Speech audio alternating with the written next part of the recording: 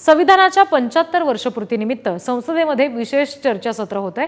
आज पंतप्रधान नरेंद्र मोदी यामध्ये बोलणार असल्याची माहिती आहे। काल प्रियंका गांधी यांच्यासह अनेक महत्त्वाच्या नेत्यांचं भाषण झालं आणि आता आज या सगळ्या विरोधकांच्या आरोपांना पंतप्रधान मोदी आपल्या भाषणामधून उत्तर देणार आहेत।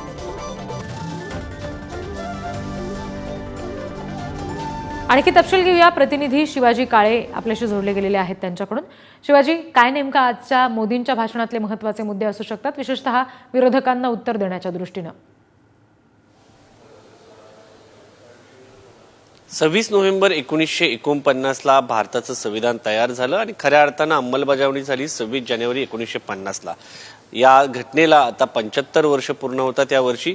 त्यानिमित्तानं देशाच्या संविधानामध्ये 75 वर्षांमध्ये आपण काय कमावलं काय गमावलं या संदर्भात चर्चा सुरू आहे। काल महत्त्वाची भाषणं म्हणून जर पाहिलं तर महुआ मोइत्रा, त्याचबरोबर महाराष्ट्रातून अमोल कोल्हे, खासदार अरविंद सावंत यांची भाषणं चांगलीच चर्चेत राहिल्याचं पाहायला मिळालं। मात्र प्रियंका गांधी यांनी देखील पहिल्यांदाच संसदेमध्ये लोकसभेमध्ये भाषण करताना विरोधकांना घेरण्याचा चांगलाच प्रयत्न केला।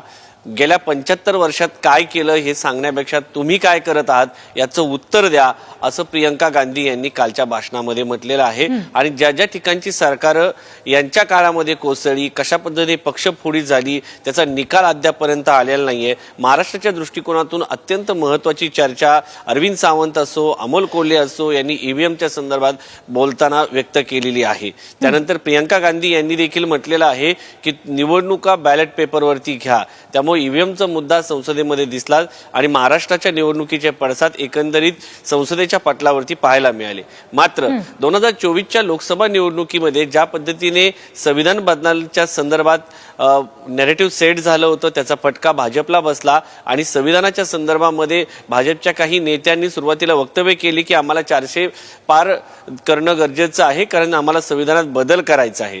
या वक्तव्याचा आधार घेत सर्व विरोधकांनी एक प्रचार केला आणि त्यांना मोठं यश मिळालं आणि भाजपला रोखण्यात यश मिळालं। आता संविधानाच्या बद्दल विरोधकांनी एक प्रकारे एक पाऊल पुढे टाकत स्वतःचं नॅरेटिव्ह सेट केलेला असताना पंतप्रधान नरेंद्र मोदी आज संसदेमध्ये 4 वाजता भाषण देणार आहेत लोकसभेमध्ये। ते संविधानाच्या संदर्भामध्ये काय बोलतात, आणीबाणी, त्याचबरोबर काँग्रेसच्या काळामध्ये पाडली गेलेली सरकार, या सगळ्या मुद्द्यांचा लेखाजोखा पंतप्रधान नरेंद्र मोदी घेतील असं सांगितलं जात आहे। आणि संविधानाचं जे विरोधकांचं नॅरेटिव्ह आहे त्या संदर्भात नक्की काय बोललं जात आहे, जातनीय जनगणनेच्या बद्दल सांगितलं जात आहे, संसदेमध्ये मधल्या काळामध्ये झालेला जो हल्ला होता त्या संदर्भात पंतप्रधान नरेंद्र मोदी काय बोलतायत, नवीन संसद जे आहे संसद भवन ती उभं राहिलेलं आहे। तर नव्या भारताच्या नव्या संसदेमधून देशाचे पंतप्रधान नरेंद्र मोदी नक्की काय बोलतात आणि दबक्या आवाजामध्ये सातत्याने विरोधक म्हणत असतात आणीबाणीची गरज नाहीये, सध्या आणीबाणी आहे। तर पंतप्रधान नरेंद्र मोदी यांच्या नेतृत्वामध्ये सध्याच्या काळामध्ये ईडी आणि सीबीआय वरती कारवाया होत आहेत, त्यांच्या माध्यमातून कारवाया होत आहेत। तर या संदर्भामध्ये विरोधक आरोप करत असताना देशाचे पंतप्रधान याला काय उत्तर देतात, या सगळ्यांची उत्तरं आज राजधानी दिल्लीतील लोकसभा सभागृहामध्ये आपल्याला ऐकायला आणि पाहायला मिळणार आहे। त्यामुळे आज शिवाजी, धन्यवाद या सगळ्या तपशिलांसाठी।